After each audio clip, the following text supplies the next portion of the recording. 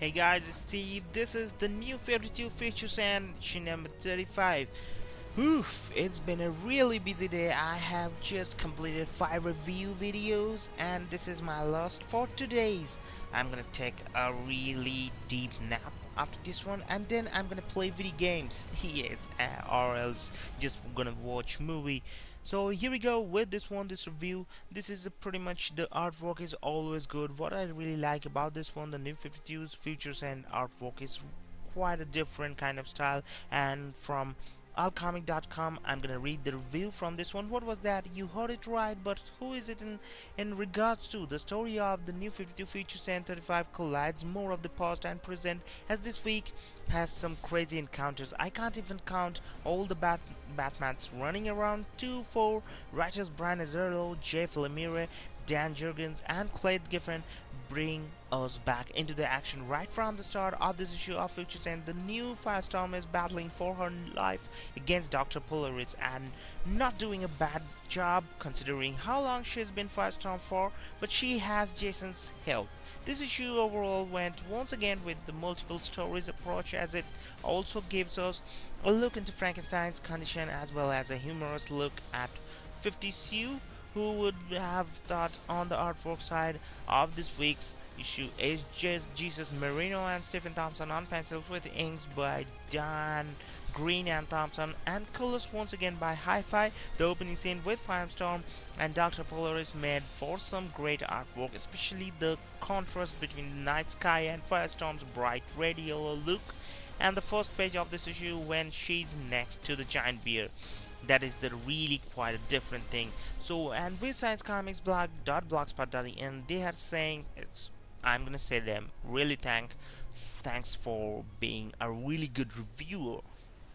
I always explain it from your explanation in that column. This story begins with Firestorm coming to from having a common mixture that she turned into a teddy bear, fall on her, equal size and weight, so not a cuddly bear, but now here's something that I don't quite understand. Firestorm and Dr. Polaris fight and the dog shoots a small piece of metal at Firestorm and it shoots through her and she doesn't explode. I was pretty certain that if you pieced Firestorm, a nuclear explosion would ensue. Am I wrong in my assumptions? I am pretty sure I saw this happen to Ronnie Raymond, that sometimes it is just a possibility way back in the old continuity, so why no Spotty here?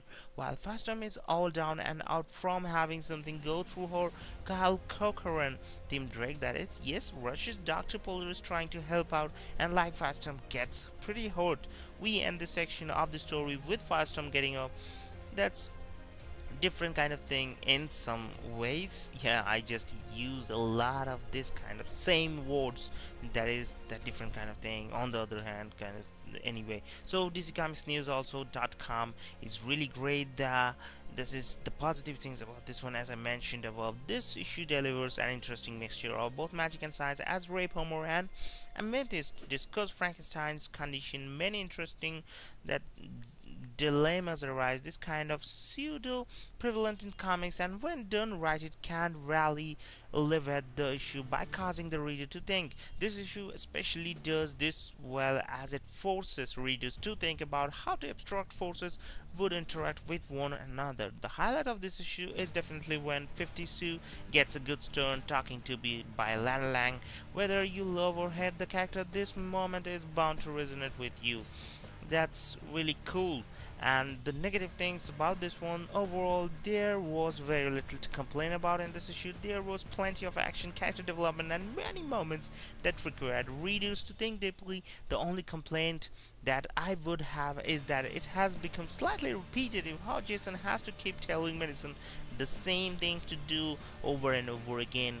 And that is, aside from that, this has been another solid issue. The verdict, this issue once again had everything you would want in the comic. Highlights of this series issue were definitely the diagnosis of Frankenstein conditions and the intervention of 50 Sue's sequel. While Jason and Madison's interaction seemed repetitive, it wasn't a big enough distraction to take away too much from this issue. So hope you guys have enjoyed, and if you didn't enjoy it, buying this book, just go to the store and buy this book. This is really worth it. I have read this book online from my friends. He just bought it, and after that I really bought this hardcover, and this is pretty cool. So hope you guys will enjoy. Don't forget to leave a like and enjoy the day.